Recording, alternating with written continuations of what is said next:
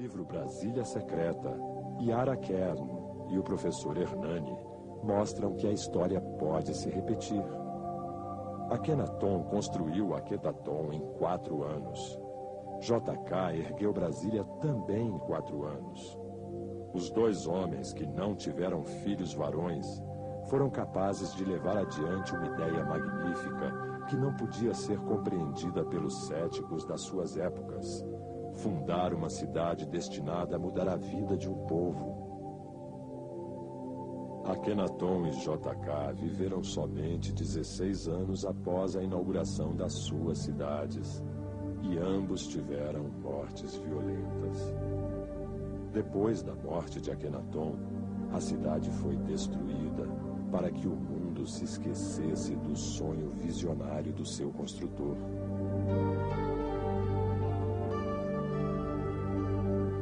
Seria Brasília a continuação de Aquetaton, e seu destino seria o de resgatar o que se projetou no passado para o futuro da humanidade? Mas Brasília ainda tem muitos segredos por revelar. Juscelino Kubitschek também procurou essas revelações, como afirmou no seu livro Meu Caminho para Brasília. Hoje, tanto tempo decorrido, pergunto-me às vezes se essa admiração por Akhenaton, surgida na mocidade, não constituiu a chama, distante de certo modo romântica, que acendeu e alimentou meu ideal, realizado na maturidade, de construir no Planalto Central, Brasília, a nova capital do Brasil. A data de hoje tornou-se duplamente histórica para o Brasil, porque à gloriosa evocação do passado junta-se agora a epopeia da construção desta nova capital que acabamos de inaugurar. Saudamos assim a um só tempo o passado e o futuro de nossa pátria, através de 2 acontecimentos que se ligam no ideal comum que os animaram.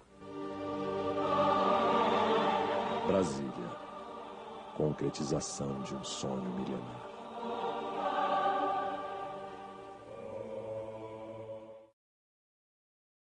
Eu estava no Egito fazendo pesquisas quando fui convidada pelo embaixador do Egito no Brasil, o Sai Sherif, e o governador Prates, para fazer uma série de conferências em Brasília. Em 3 meses depois eu estava de volta para já ficar em Brasília. E nós observamos que tudo foi de repente. E até mesmo a família toda veio para Brasília. E aqui eu me sentia muito feliz e me sinto até hoje. E comecei a fazer observações porque eu cheguei numa cidade que havia muitas coisas egípcias que eu havia deixado no próprio Egito. E comecei a fazer análise de tudo.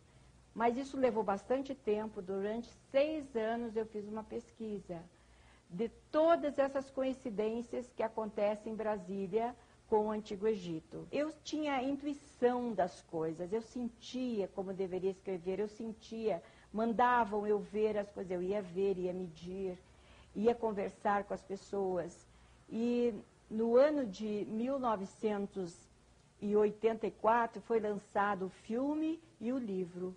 O professor Hernani e a sua esposa me convidaram para fazer uma nova roupagem.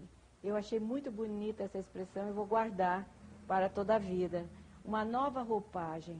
Mas achei tão maravilhoso que eles quiseram concretizar, quiseram ter provas da autenticidade. Então isso vai dar um grande, diríamos, uma grande surpresa para todos os brasileiros e também para toda a humanidade. Porque nós já estamos conhecidos na Europa, em todos os lugares, até mesmo no Egito, já se fala nesse trabalho. E um dia me foi dito, esta obra não vai poder parar, porque é uma obra que não é sua, é da humanidade. Então vai continuar sempre. Alguém vem para o encontro, para dar continuidade, para fazer melhor, para descobrir novas descobertas.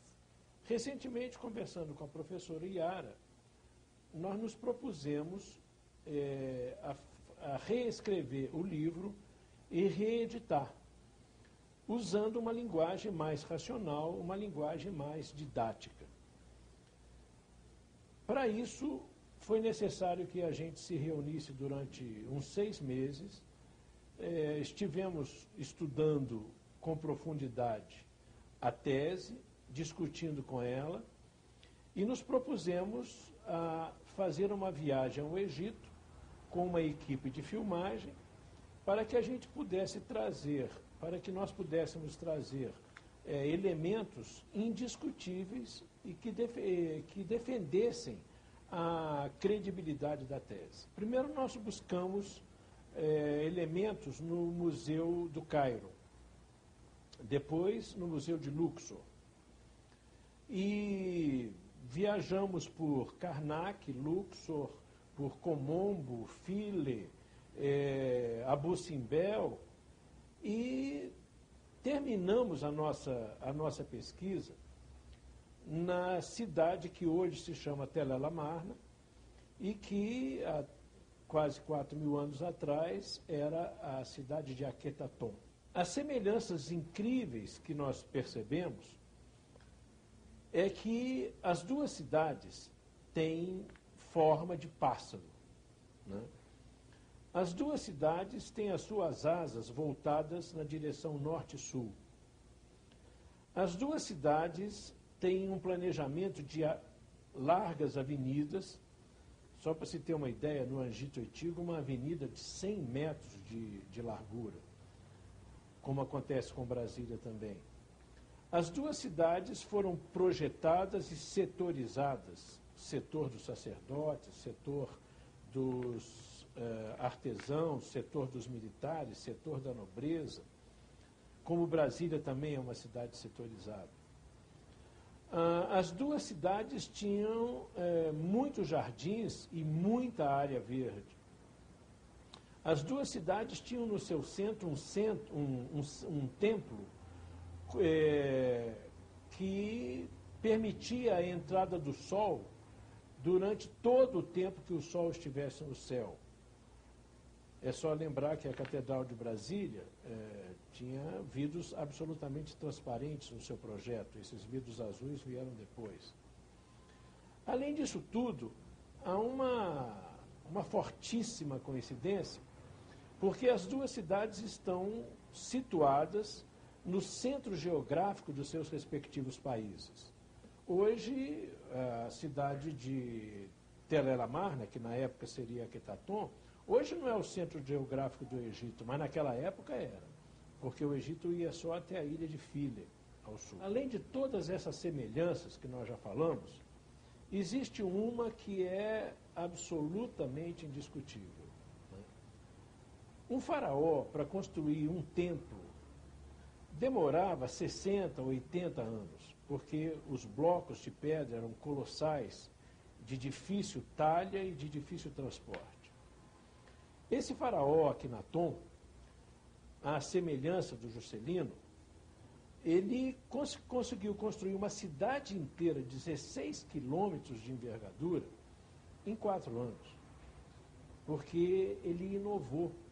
Ele mandou que as pedras fossem construídas em tamanhos padrão de 30 por 30 por 40 centímetros e conseguiu esse feito que ninguém acreditava, né? Em 4 anos conseguir construir uma cidade.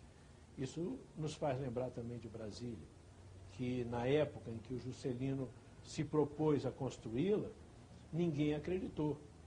E até quase a época da inauguração, toda a imprensa, ou quase toda a imprensa, era cética em relação à possibilidade de se construir a cidade em tão rápido tempo.